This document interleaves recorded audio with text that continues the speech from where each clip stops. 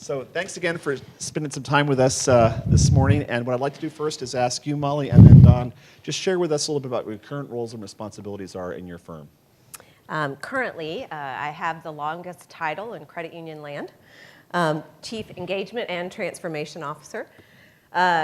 Primarily what I'm responsible for is top-line revenue growth on the engagement side. So sales, membership relationships, marketing, brand, et cetera. But also helping lead our cultural transformation and our transformation really right now in talent, HR, finance, across the organization. Excellent. And for those not familiar with your firm, a little bit more about what they do.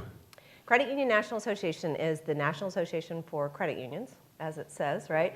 Primarily responsible for advocacy at both the state and federal level. And then we have about half of our revenue that generates off of products and services, primarily education. So it's an advocacy organization for credit unions? It's an advocacy organization for credit unions. And they are your primary client base? Yes. We have about 85% of credit unions in the United States are members. Excellent, great. Don, a little bit about yourself and your company. I'm the new Chief Transformation Officer at Mednex. Mednex is the nation's largest medical practice. We have 13,000 clinicians in every state in the United States and in Puerto Rico. We specialize in pediatrics and neonatology. Every day our physicians deliver 1/4 of the babies born in the United States, so we have a fairly large footprint.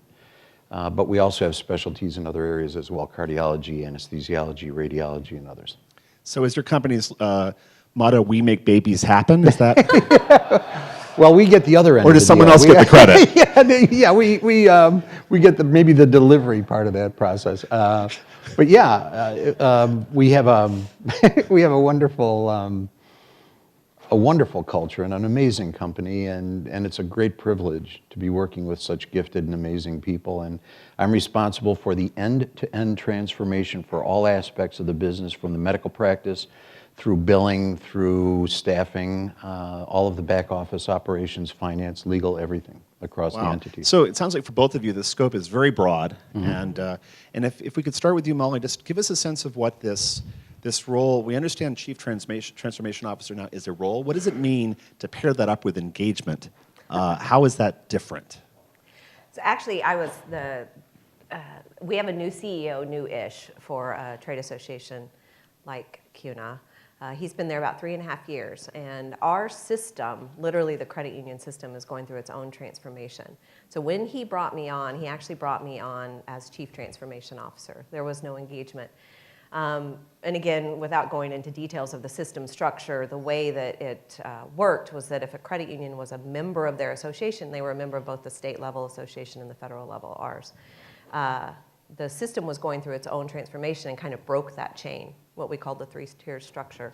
So he knew we needed to do something big and different at CUNA besides just internally look at how we get more operationally efficient. What that became was we needed somebody to lead strategy for engagement.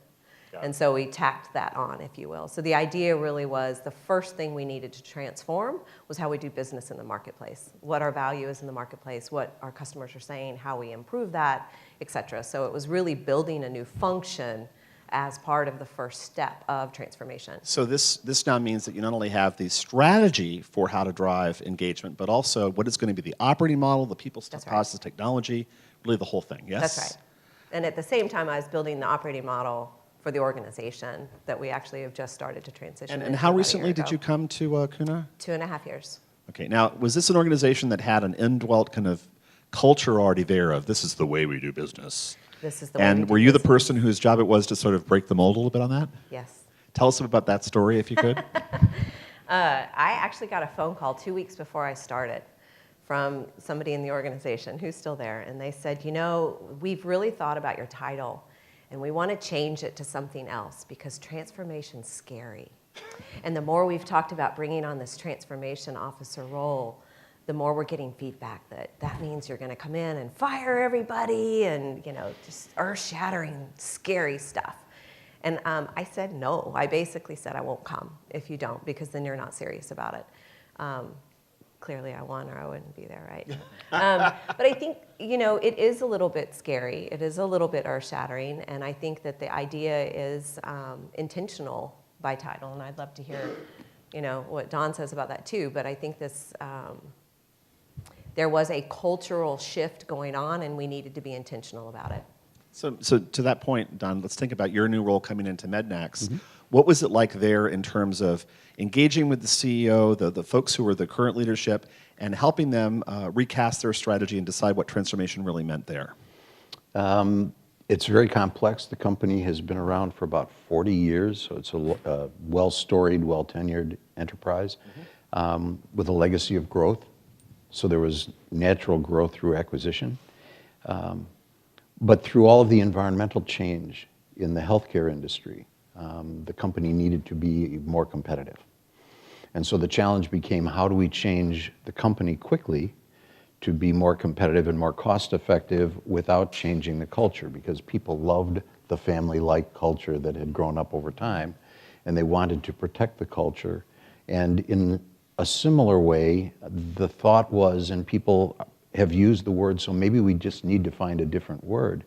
But transformation has become a bit of a four-letter word, I think, in the industry. As Molly was saying, yeah. Right, and as a result, people get nervous about transformation. And as I always say, and it's quotable, change is easy for anybody that doesn't have to do it. So, so for the rest of us, it's probably daunting. People always want to know who they are going to become when the change is finished. Right. Gandhi's be the change you want to see in the world. Exactly. Absolutely. So tell us, Don, how did you deal then with this interesting balancing act of they loved the family culture at Mednax, and you needed to not only preserve but actually build on that, use it as energy, right, for change, but also make this efficiency play happen in a way that would get people engaged? We are still mid-journey, as I would share, but it's been a very exciting journey. The first thing that I did was I looked at the fact that the company was using a traditional method of operational excellence deployment, which was mostly lean-based. They didn't have an analytical toolbox that they needed, which was more Six Sigma-based.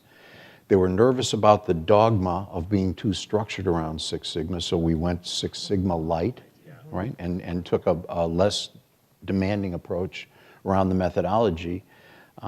But I looked at the fact that the process teams would go out and make process change, which then implicated technology changes, and then the tech team would come in and they would do an IT change, and then they would implicate the process still being broken. And so there was this serial process, and I implemented a simultaneous process and technology implementation change management method, and it's been brilliantly successful. I mean, we're delivering changed process and technology in 40 to 45% of the time that it used to take to do either of the other two tasks. And I'm guessing it's not just it's a cycle time efficiency there, but as I said in our kickoff this morning, if you want really bad automation design, technology design, don't think about process. So you're probably getting an improvement in terms of the architecture as well? A dramatic improvement. And one of the things that we do differently, how many of you have done traditional process mapping? That would be everybody in the room. Just about everybody in the room, right? All the process mapping and tool vendors went, yay! Yeah, we ask individuals and contributors at every level of the company what they do, and those tasks then are reordered in some structure. But typically, everyone in the process tries to preserve the role that they started with. They want to have a seat to sit in when the transformation is done. They don't want to play transformation musical chairs and find out that their role was the only one that's missing at the end when the music stops. We started over and said, as a change management technique, we guarantee that everyone involved in the process has a chair.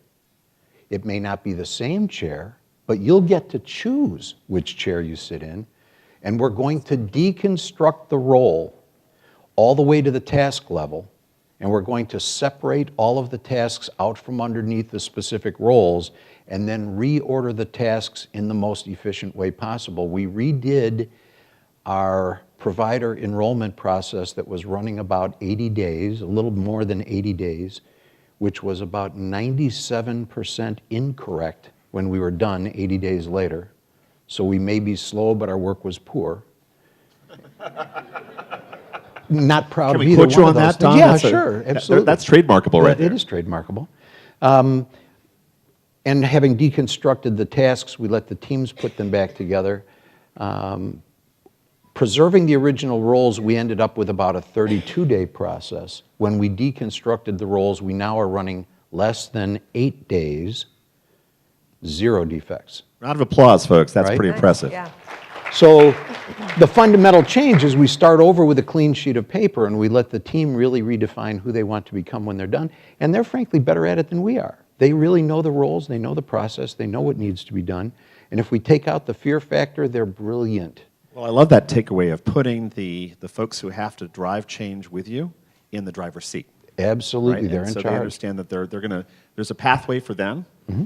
Let's get back to the Kuna story if we could for a moment then, Molly. So here you come, you're new, you're brought in, you negotiated for that transformation title, so it's a little scary for the folks who are working with you as your peers. Yeah. How did you engage with the folks who are on the same level as you, who manage different parts of the business, to take the CEO's vision and then make it actionable, but have them feel engaged?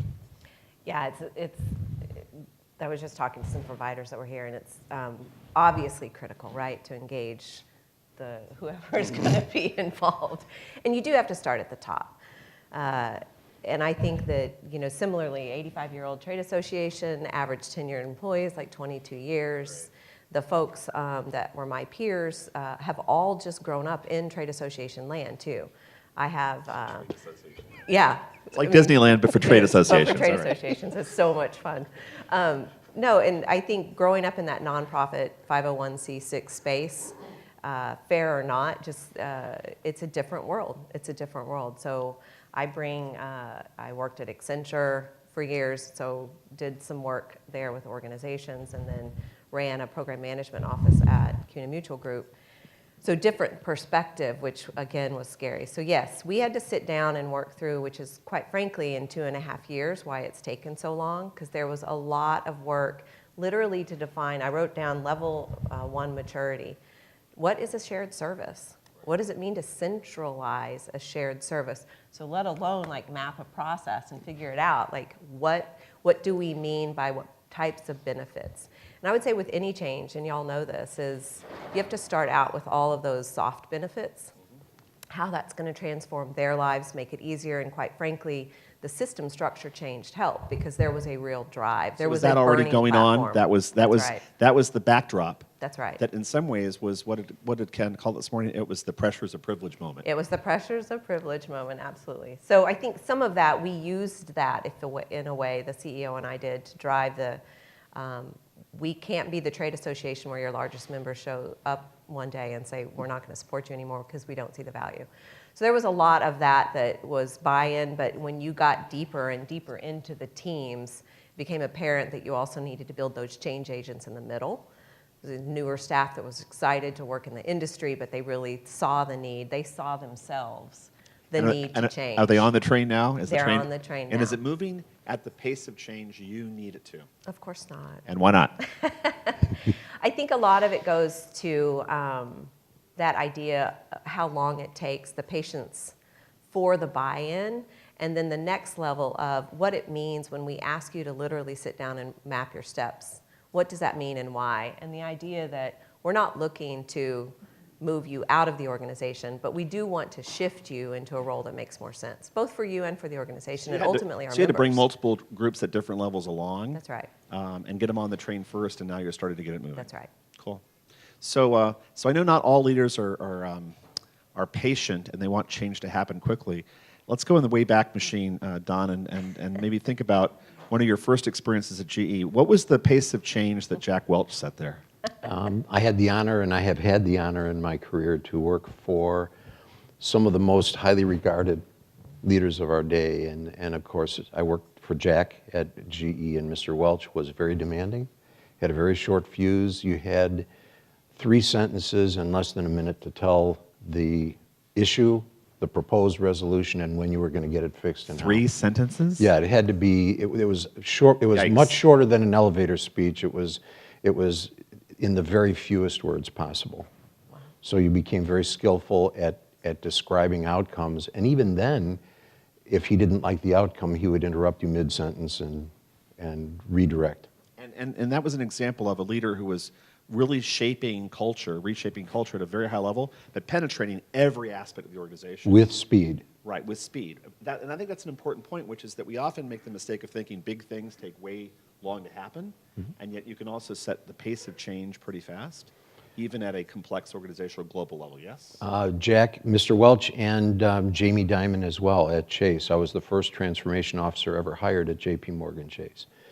And both used speed as a tool to overcome resistance to change. Very important concept.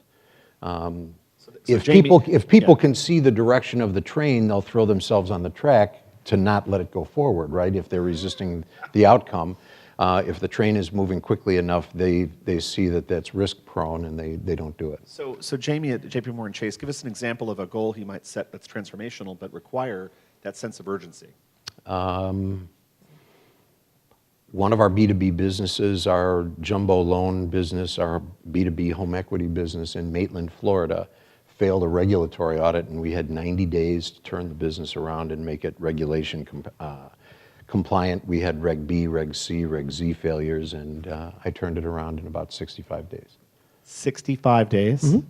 That's amazing. Went from a failed regulatory audit to a high B and increased operational efficiency about 31%, redesigned the help desk, centralized and redesigned the help desk, and by using time of day analysis, analyzing exactly when we called customers and when they were most responsive to different kinds of service, we remapped outgoing calling for sales and service so that we optimized both outcomes, and they were different patterns. So we should not be self-deceived to think that people that want service from an account are the same calling pattern that people that want to buy products and services. So we ended up with two different patterns, and we staffed the call center uniquely to support that and increase the operational efficiency of the call center by about 45%, because we weren't staffing for what was convenient to the operators, we were staffing for what was needed and desired by the customers. Well, and I'm glad you brought up customer, because I was hoping that when we talk about C-suite, it's the top of the pyramid, and it's where strategy, as we're talking about, you've got this engagement responsibility now, Molly.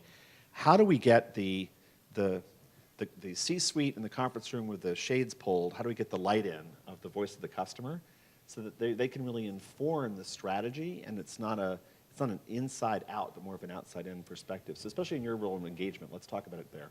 Well, I mean, I think that's actually one of the things we had always done well, but I think, first of all, when I got there, one of the first things I did was create a shadow advisory group of credit union CEOs that I knew really well. I called them my truth tellers. And I said, give me all the down and dirty of how you feel about your trade association and why, good, bad, and ugly. And I was able to, through them, bring that in myself. But that's actually, we opened the covers on that. That's now like a board level advisory group. Our board is made up of credit union CEOs as well. So we have a lot of those inputs, but we've actually even created a market intel team.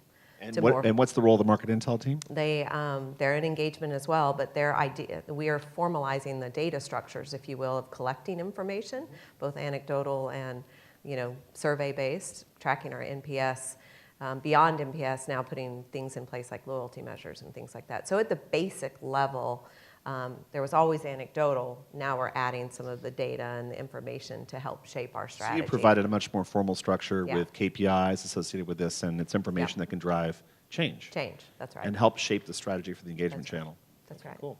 So now C-suite leaders, the CEO, for example, can set the vision and in some cases, the pace expectation. What about those other C-suite players? So we have the CFO, we have CIO. Mm-hmm. How do you align the top leadership team? What kind of management structures or review processes do you use as a CTO? And both of you have this responsibility. So we want to know about, how do you set that table so that you don't have here's the transformation program over here, and here's the running the business part. How do you bring those together? And Don, let's start with you. I want to hear with Molly as well. Very important. Good question, thank you. We have to learn to speak the language of the people that we're teaming with. So when I work with the legal office and the chief legal officer, I'm speaking in the language of law. When we speak with the chief medical officer, who was really resistant to the concept of KPIs, I said we have to have KPIs. We have to have expectations about the provider experience and what the patient realizes in the practice, and he couldn't get it. I said, what if we called them vital signs? Because having managed emergency medicine at Wright-Patterson Air Force Base, I get it. I know what vital signs are, right? There you go. So when I converted the language of transformation to a language that was convenient and comfortable to the doctors, they jumped all over it. Vital signs they got like this, and they immediately became engaged and loved it and What wanted I love about that, that's one of the oldest, that's the Duran idea, you know, talking to cost of quality as opposed to speaking that quality speak we used to do, right? it. Absolutely. And Molly, how about yourself? It's similar. You know, one of the first things, again, just the level maturity of one, we didn't have real KPIs, for example, behind advocacy. You either were winning or you weren't. And how do you know? Well, you just know. You know, some of these issues, they take 20 years, and you're finally going to get to the Senate, and then you're going to do X, Y, and Z.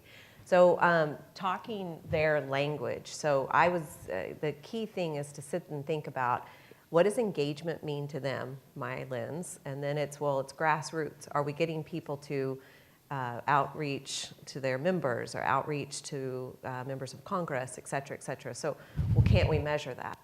So it's finding that, again, similarly, reiterating this notion of what's going to resonate for them as defining a win, and I actually often put it that way. If we're not going to play to win, why play the game?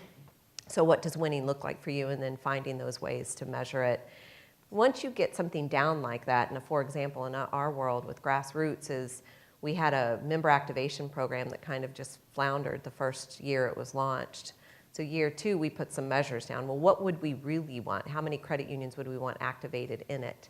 And put some goals down, and we beat those goals because we had a goal. So once they saw that type of win, once they saw it in their language with something that we were literally tracking and measuring, suddenly now it's like, well, I also want to keep my #1 status in the National Journal for our trade association's PAC, and et cetera, et cetera. So now all of a sudden we have a dashboard that we can create for advocacy. So I see you smiling, Don, and you know, here's a question that I keep wondering about, and I'm sure a lot of professionals who've been in this field a long time also wonder.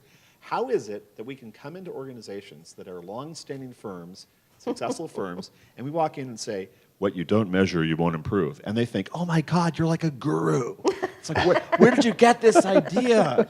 And do you find it kind of remarkable that some of these basic things like measuring critical requirements and process indicators are new to organizations, even at the highest level, even with people who are personally very successful? You know, Don, what's your experience of that? Is this still something that's a light bulb going off? As the first guy in every major project that I've had, right? At GE, I was the first master black belt. I trained with Jack and his staff. At Chase, the first transformation officer. At Computer Associates, the first transformation officer. At AIG, at BNY Mellon Bank, the head architect. Every place I've ever been, I stood up the function.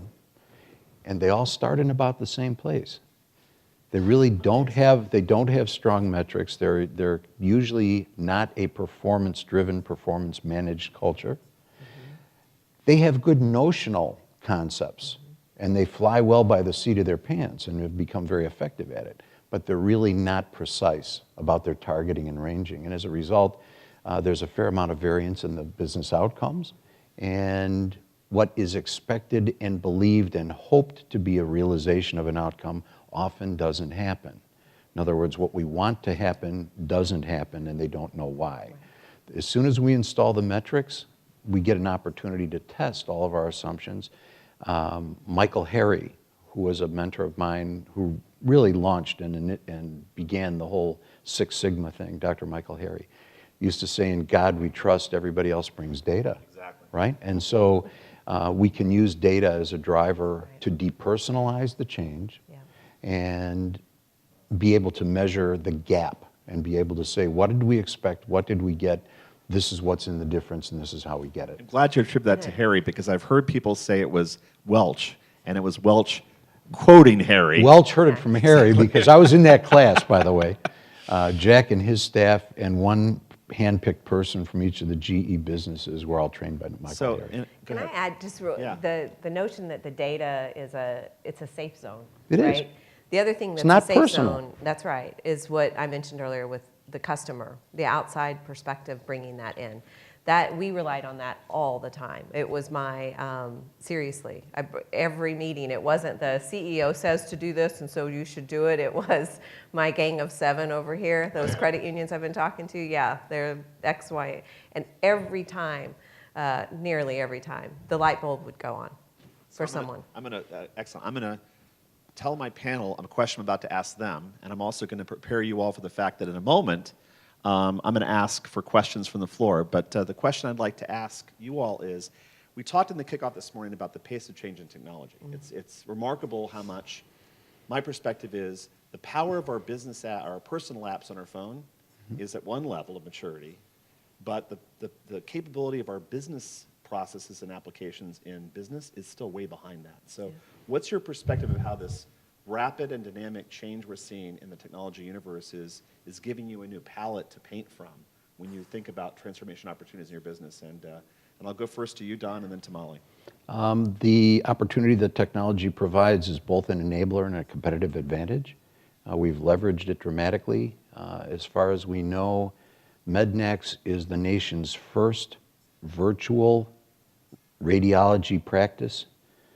Images that are taken here in Fort Worth, CAT scans, MRIs, X-ray images are distributed through a network of artificial intelligence to the single most experienced and most highly regarded radiologist in the country.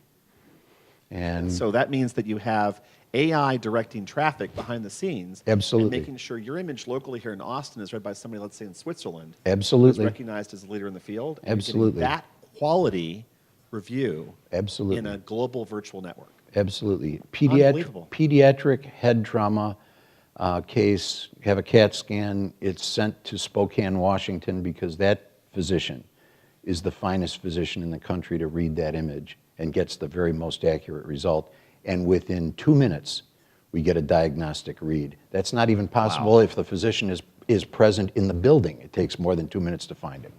So that's a great example of both quality and speed enabled through new technology. In your case, it's a business-to-business kind of relationship, I think. It is. So what's the digital opportunity there? Actually, I would just take it to financial services and the broader scope. We just, at the end of February, we have our largest advocacy kind of event. There's 5,000 professionals there in DC with us to go hike the hill. And our CEO got up on stage, and he and his wife did a shtick, if you will, with Amazon Alexa on the stage with them, and they're talking I to love Alexa. Yeah. Well, who doesn't, right? It's kind of cool. Yeah, so we walked away, and literally, I think it was 48 hours later, when Amazon comes out with this idea of where they're going to take Alexa, potentially to a bank, et cetera. That's our biggest disruptor. I mean, as a trade association, we need to be the most efficient, maximize the use of our resources because we're a member-based organization. But really what we're looking at is the disruption to the whole financial services field, if you will. And it's way beyond this idea of the payday lenders and things like that. It is, what are we going to do if Amazon becomes a bank? Consumer expectations are rapidly evolving. Credit unions can't keep up unless they get scale. And so The era of 5-year plans is over. Is over, that's right. And so I do actually a lot of strategic planning with credit unions, and there's just, you know, most of the credit unions are 180% of credit unions are under 100 million in assets. So much like community banks, they're really going to struggle to survive. So it's actually for them, it's an existential threat. Yes, that's right. So digital is both the train we have to get on, but it's the train coming at the tunnel towards us, right? And we try to, I mean, what we're trying to do as an industry really is look at it more as a train we have to get on. Do you partner with fintechs, and how do you get ahead of it all? So we've got an event coming up soon, actually, that I'm putting together that we're bringing in some AI experts and things like that. Because the only way we're going to survive is if those larger credit unions get together and invest in it. But that's, I mean, that's how we're looking at it. I mean, gosh, as a 200-employee trade association, what the hell are we going to do with AI when we've got Amazon, Alexa, the bank in our back, you know, in the background? And I loved how both of you smiled as you said that, because I mean, I think we all realize that digital is this wonderful opportunity, but it is in fact the wave that's coming at us, and That's the right. question is on top or get That's right. mowed over. So I think we're having a great panel here already, a lot of engagement and questions, hopefully from the floor as well. So if we can have a question from the floor, we position to have a mic out there, Sam? with them? Excellent. So, yeah, y'all stop being so question shy. from Molly and or Don in the back. Edgard.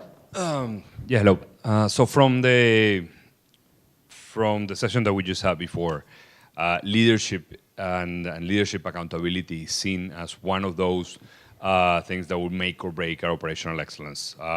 How do you drive that to make sure that the CEO is on board and everybody is on board, and that is actually perceived by the organization as something that you truly believe on? So aside from the work So that how do you guys make it clear that the CEOs behind this, at every level of the organization, that message is clear? Yes? Correct. Okay. Anyone?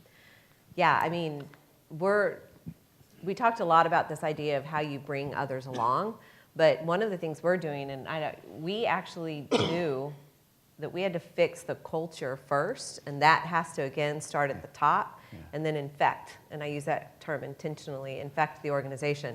So we are, back to basic stuff. What are your values as an organization? How do you get buy-in for that? And that was literally every single person in that organization voted on, participated in, and now are learning about the values. And those values tie directly to our value proposition and our persona in the marketplace as we introduce our new brand. So I think that there's a lot of that. The CEO's voice is up here, and he can stand up on the stage when we do an all-team meeting and talk about it. But to me, you've got to get, I think the biggest breaking point is mid-level management, quite frankly, and making sure that they're on board. So that's actually where I try to start something, is whatever the voice is here and taking it down to mid-level management and kind of running the classic between mushy the middle, two. right? Where That's right. the voice That's that you can have the C-suite completely on board, That's right. but they're not. The message gets stopped in the middle because there's agendas there that are not Right. complementary That's- to they're what the not CEO wants to do. complementary. And quite frankly, that's where the bulk of your people leadership happens, right? So you've got, to me, the leadership imperative, if you will, is touching that mid-manager So can I, layer. feel free both to do this, but let's double click on that mushy middle for a second. So how do you smoke out, if you will, the folks that nod in the C-suite meeting, right, or at the town hall with the top leader, but you're pretty sure they're out there going, just heads down, guys. This is all going to be over soon. Right, I mean, right. so Don, you want to take that one? Certainly, we have a very mature toolbox and an analytical approach called RCA, Resistance to Change Analysis. I'll share it with anyone that wants it. I love it. And it helps us to identify both who are going to be advocates in the journey and who are going to be assassins, because the shape of the bell curve has Yeah. equal numbers at both ends of the Change of the graph. assassins, trademarkable guys. No. That's awesome. You know, I would also like to share something else with the team before we lose the moment of opportunity. I've been asked often to participate in these events, and I joyfully accept, because every time I get a chance to share everything that I know, and I'm happy to give away everything that I ever knew or learned. You know, life is a team sport, and we have so many challenges to face together. I give away everything I have, and I go home enriched by the experience, and I learn more than I give away. And I want to certainly celebrate and declare that the IQPC as a leadership team and a networking organization has been brilliantly successful to bring us together to be able to share this moment of opportunity, share our work together, share the challenges that we face. Aw. I know. It's an amazing innovation incubator. Thank you to them. It's what we do. Thank you. Do y'all pay him for this? No. No, But no. we did get that on tape, right, Sam? We have that one. Good. So Molly, again, this smoke out question. How do you make sure Yeah. that it's clear that there are people out there who are not on board? How do you make it easy to see who those people are? I wish I had a tool. Like, that sounds so magical. It works. Quite frankly, in my role in both this organization and in previous roles, my titles includes engagement for a reason. I go and listen. I go and talk. I don't stop. My peer group is not where I form my friendships oftentimes, right? I take people to lunch. I listen in small groups. I try to keep an open mind when I'm listening, non-judgmental, let people vent, let people be seen really as a trusted resource. And it works fantastically because you get more from the individual contributor on up, real insights into the organization. And I'd say that it's important not to just do that when you go into the organization. It's very important to foster that network and relationship throughout. You can't ignore it. And I've got, I've used that information in a very careful way. You have to keep people's trust. But using that, just like you do customer input, right? Customer intel, using that employee intel to help shape not only the change itself, but bring along your change advocates and really foster that and allow them to be change agents. And quite frankly, they don't even know where I am now. They don't know what a change agent, that term means. Right.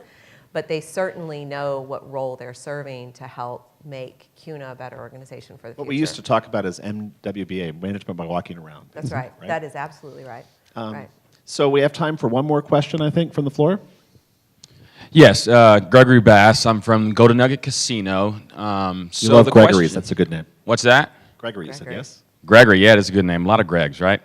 So the question is the paradox of the why. You know, so often when we push change, we have to communicate the why to the team so they understand why the change is there and why it's beneficial. You've already said it. What's in it for me type thing.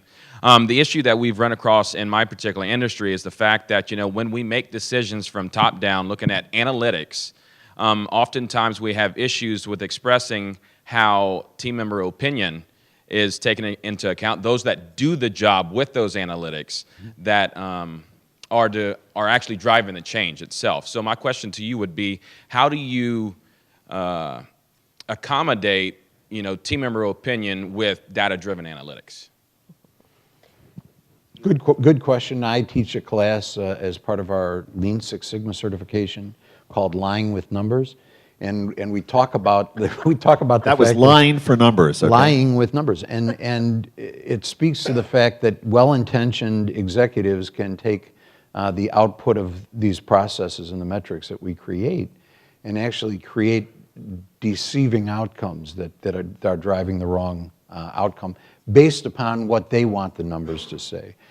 So what we like to create is a central organization, which is what I have stood up at MEDNEX, which is a central transformation organization that provides the reporting for all of those analytics so that they're consistently applied across medical practice, across surgical outcomes, across quality of medical care, so that we can report nationally what that is and that everybody can trust with high integrity that the numbers are right.